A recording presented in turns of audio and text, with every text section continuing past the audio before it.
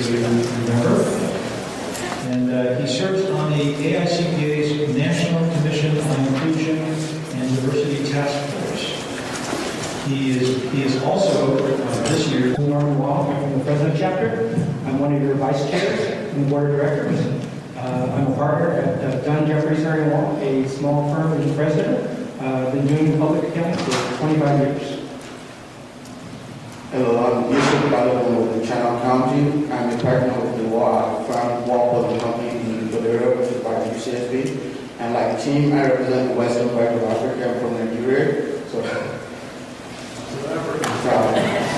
thank you, Yusuf. So as a way of background, my public accounting career started in 73 through 80. And I don't feel like I was never openly discriminated against. But there were certain, shall we say, invisible signs that when you analyze those invisible signs 10, 20 years later, I realized that I was a little different. I'm very proud to be a CPA. I always tell people everything that I feel I've accomplished. My wife would disagree with that. It's because I'm a CPA, she thinks she deserves a lot of that credit. Be that as it may. So I'm very proud of my CPA career. I'm very proud of my CPA profession, and I always stand out and say I'm a CPA. But there were certain things that we could have improved over the years. There are certain things that we as a profession can do better. So starting with Kathy, my question to you is, in your path to become a CPA, did you encounter any challenges with regards to becoming a CPA that you feel you can share with the group? I'll start off by sharing a conversation that I had with a friend in college, another accounting student. We were friends, and I was licensed in Texas. I'm originally from Texas. Go Cowboys this weekend. We need it. And we were having a conversation regarding affirmative action in Texas, and I went to the University of Texas, and we, minorities, African Americans, were less than about 2% of the student body when I was there. And in that conversation, my friend made a comment, and she said, well, one of the reasons that we got in or got accepted was because of affirmative action. And I remember aggressively stating back to her, well, I got in because according to the rules of the state of Texas, if you graduate the top 10% of your class, the University of Texas have to accept you. So I realized that I was offended that she thought the only reason that I got there was because I was a minority and because of affirmative action. I got there because I did the work and I deserved to be there. So that's one of the things I kind of like to highlight. And like you, Ed, I can't recall any overt objections to me becoming a CPA. I just have experiences where when I do tell people that I am a CPA or that I was a candidate for CPA, because I was a minority, people tended to look or think twice, or some people, not everybody, but, oh really? You know, that's a good thing, like it's outside of the norm, and it should be the norm. It should be, okay, that's what we want to do. So while Kathy was talking, I was thinking about some of the experiences that I had as a young professional, and I can remember the guys leaving in mass to go play golf, and they would do the whole 18 rounds, and they would never take any of us gals. Now there were a bunch of us at my first firm, that would go and play 9 holes, but we would start at 4:30 or 5 o'clock, because God forbid if we didn't get all our work done before we could play 9 holes of golf. So some of those things, happened where it was sort of a old boys network, and the women were not included. I can remember some conversations before, the older partner, the male partners would ask, so when are you going to get married and have babies? That was, and I find sometimes that I even do that now with some of my staff, kind of grown when they get pregnant, it's like, oh, I'm going to lose them. But, we've also learned how to be very flexible with our female professionals so they can work at home and do the things, to be a good mom and be a good dad, even with some of our guys, so that we don't lose the talent but they still can continue their career. But it was mostly just, sort of being excluded from some of the old boys stuff, and that's changed over the years. It's a long time ago. So, Chris, let me jump in before.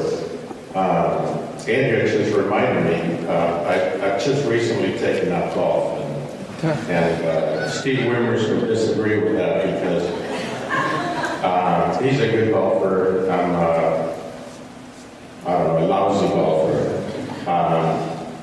But it just reminded me, I never got invited to play golf when I was in public accounting, and I guess, now that I think forward, it's just brought memories of guys going out to the golf course and not inviting them. And it's not so much that I want you to think, oh, poor Ed. I want you to think of the unconscious. Another takeaway, the unconscious bias, whether it's golf, bowling, or whatever activity, where you might be excluding other people. And I think that's what it's about, is diversity and inclusion. So, again, it's the unconscious bias that creeps out into our daily life. Sorry, Chris.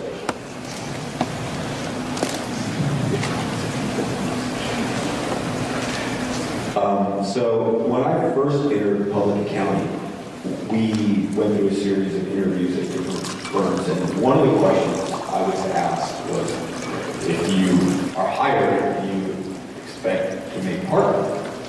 So, what do I know? I'm just a staff. I haven't even passed one leg of the exam yet, but of course, that's what you want to do. That's what you're here to do. But in going into it, they knew I was older than everybody else. This is a second career for me.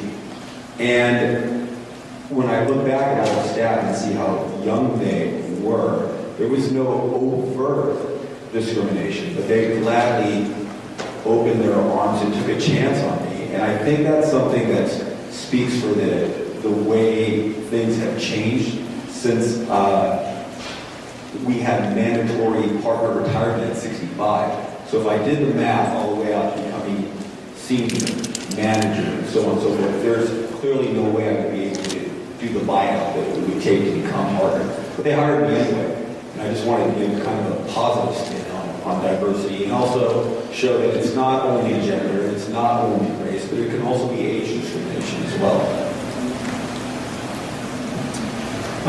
I think I was really fortunate because the firm that I interviewed with, one of the partners was Chinese, as I am. So right there was a plus, same ethnic background and so forth. So I really didn't see or feel any types of barriers of entrance into the profession. It was only later that when I became partner and went to acquire some practices from retiring CPAs who were predominantly white Caucasian, and their clientele is, the look you get from the clients the first time they see you, and it's not, what they picture, and I think we've all done that, picture since when we actually see them. It's like, oh, now I'm on the defensive where now I have to do my best to sell myself to prove to them that, I'm capable. So my journey is a little bit different. I grew up predominantly in the majority black society, chose to come out to school here. And the fascinating aspect of that is I knew where I was in my society growing up. I knew where I belonged. And coming here was a total culture shock in the sense that, where I saw people that were in the same school, of similar background, because we were in the same school, studying the same things. The challenge was, over the years, it was perceived, maybe it was perceived indifference, was just a little bit of times just seems like you weren't being included in certain things. And being that I chose this was no big deal. Okay, you don't want to go with me, I'll make up my own team. I'll find my own friends, and along the way I developed very wonderful friends of, if you want to say, the white persuasion. So it's not equally for every single person. But what I'm trying to say is that when you consciously do something, and my scene was a little bit tougher, and just now this was what the expectation was, so this was my journey, and this was when I chose, and it's worked out so well. So one of the things that we wanted to accomplish today is to have in essence, a little starter, a little bit of a tidbit, a little bit of an opener for what we call conversations about race, conversations about diversity and inclusion. We all encounter challenges, difficulties, unconscious bias, and the best way to tackle them is to be aware of them. So I jokingly told the panel I wasn't going to have a trick question, but they know I lie a lot. So would you like to add anything else you want to share in regards to conversations about race or any unconscious bias? They're not expecting this, by the way, so I'm totally getting them by surprise. Go ahead, Andrea. So I was just looking at my notes, and there was situations when I started in my career where the women partners were really rough to work for because they really wanted to emulate men. I think that has changed, and I made a conscientious decision not to be, you know, I don't want to use the B word, but you did. So, you know, so the role models, as a young woman professional weren't very good originally, and that was something that we sort of had to make up on our own through the 80s. And I think for the most part, we've done a pretty good job of, you know, being a little more inclusive and kind-hearted and understanding of our new staff and not, you know, trying to drive them out of this profession. So but just being a better role model. One of the things, one of our questions here was how can CalCPA help drive the profession to a better place with diversity and inclusion? What I thought about was, you know, I don't know how many of you heard the CalCPA radio ads out there. So if we could maybe focus on certain target markets, like do an ad in Spanish or in Cantonese or Mandarin or Farsi, whatever language, and hit that market and introduce those communities to, you know, the CalCPA profession and why hire a CPA, you know, to help you in your business. And then one more thing. See, it got me thinking, you know, really hard. I don't know how many of you are staying at the hotel, but as I checked in last night, my room faces Century Boulevard. First thing I do when I look out the window, I see Taco Bell. Because I go, oh, great, Taco Bell. But the next thing I see, there's this big billboard out there from Google Android. And their new slogan is called, be together, not the same. So I was thinking, how can that apply to us? Well, together, we're all CPAs here, but yet we're not all the same. We're from different backgrounds, different ethnicities. We're in different professions, too. Some are from public, private, you know, governmental, so forth. But we have to all work together. Well, I think the biggest thing is us asking people of different diversity. I mean, just be curious enough. I mean, looking at this room, I mean, it's always challenging when I walk into this room and I'm one of 5 faces that look like myself. So just calling on somebody else, come along. It was somebody asking me, that's how I got involved. So, you know, you want to be up? Yeah, let's go check it out.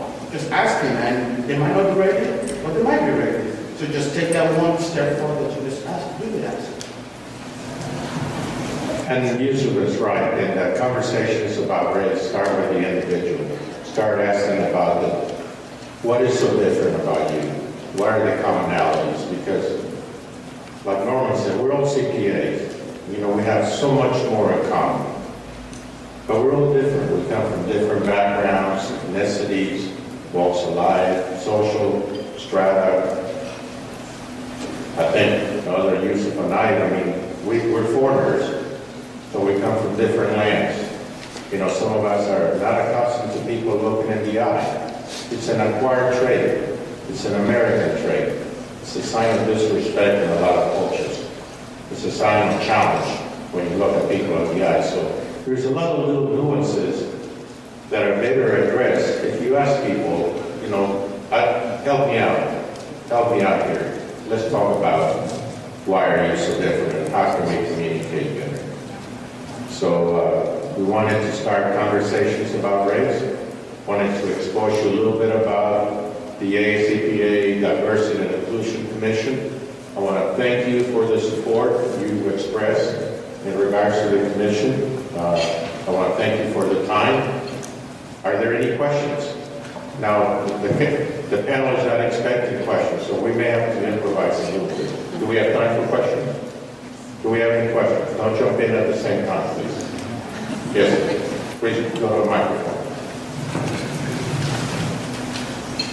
I think Kathy brought up the issue of affirmative action. And I think it's a very slippery slope, just for what you mentioned, because people will think that you've achieved something just based on that. And I remember I do volunteer work with needy kids. It's inner city outings. It's part of the Sierra Club, and we go on hikes and stuff. And most of the kids are minority, but both the teacher and I both espouse the same thing about affirmative action, that it not be race-based, but economically based, so that poor kids of any background would be given an opportunity. I mean, for example, my wife and I are in the process of adopting an African-American boy. There's no reason he should get any special treatment based on, what he'll be, the economic level that he's at. But so I guess my question is, do we have a position on affirmative action, and if so, what is it? Well, I can't speak in regards to CalCPA, but I can tell you in regards to the CPA, it has nothing to do with affirmative action. This has to do with the preservation, the maintenance of the profession, our inability to produce enough staff, our inability to promote minorities, qualified minorities in the profession. It has a lot to do with our inability to provide opportunities to other minorities. So there is nothing about affirmative action. It is totally about a business case. It has been proven that companies that are diverse in their workforce generate higher revenues. It isn't your debt. I don't remember the name of the source, but the CPA has researched it, and we are all about the business of supporting and maintaining the profession. That's what it is about. It is not about advancing one minority group over another. It has nothing to do with it. It has a lot to do with the ability to provide opportunities for everybody, regardless of ethnicity or gender. Hey, if I may, I'd like to share another quick story. I shared with everybody that most of my experience has been in the newspaper industry, and I was fortunate to work for a major national newspaper chain. This was years ago, I won't tell my age, but they're in the process of consolidating some of their offices. This chain had offices in 26 states across the country, and they consolidated some of them, and there was a controller in each one of those offices. And the general manager that I was working for, when he gave me the plan, he stated that actually you will become the controller of both the Houston office and the New Orleans office because you have the CPA versus the other controller. So there are smart business people out there. There is a business case and a value proposition to people of all races, all cultures to get their CPA. I think that the challenge we have is making sure that we sell that value proposition based on what inclusion will do for your future, not based on some type of a quota system or what some people may believe or may not believe. That there's smart business people out there.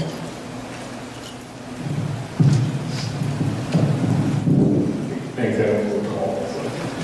Anyway, I just want to echo your point. Who are you, sir? Thank you, Ed.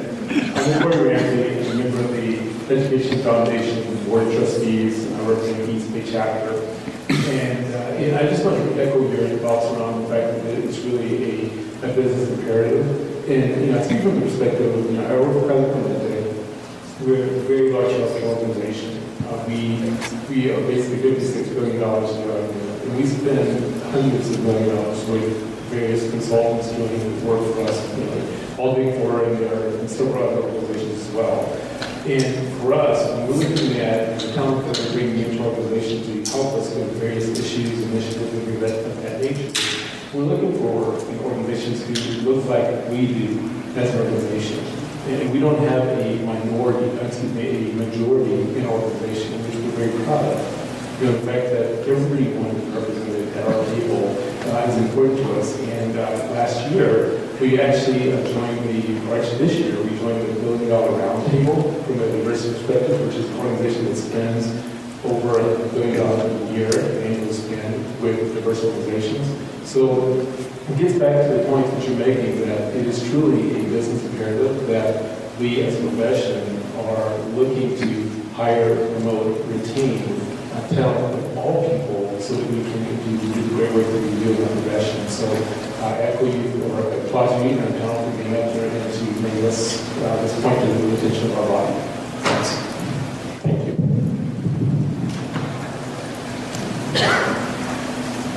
Any other questions?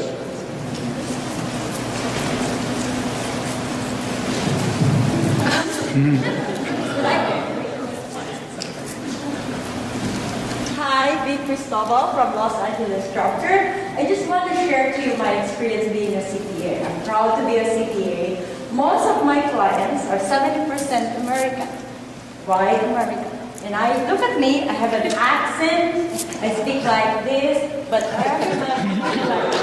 always... Sorry, I don't detect that. But the fact that, I know people were afraid of diversification and look at my color and everything. But the thing is, if you are a good CPA, you're a trusted advisor, everybody will come to you. Because people will listen to you if you know what you're talking about. If you're saving them a lot of money, they will come to you and say, she is good. So I got all my referrals, mostly, as I said, American, white American. I have 15% Spanish because Cristobal, if they saw this, Cristobal is Spanish, And I have 10% Filipinos, and I'm Filipino. So you can just imagine, it doesn't matter what color you are. You have to be a good CPA, and you gotta get your name will be there if you are maintaining your integrity. You're a trust advisor, and you are a CalCPA member. Remember the advertisement? You have to hire a CPA who's a member of CalCPA. Thank you. Thank you. So again, we encourage you to log into the CPA website on diversity and inclusion. We have a great toolkit there. My recommendation is that you put your firm through the toolkit. It's all the information will remain confidential. Your firm's name, your business name will not be disclosed to anybody. So where you stand on the diversity and inclusion scale will be totally, kept out of the public's eye. So I encourage you to do that. There's a book that I have in my briefcase called Whistling Vivaldi. I encourage you to read that. It talks a lot about unconscious bias. And it's called, again, Whistling Vivaldi. V-I-V-A-L-D-I. It's a great book. It's an eye-opener. I encourage you to have conversations about race, just like we're doing right now.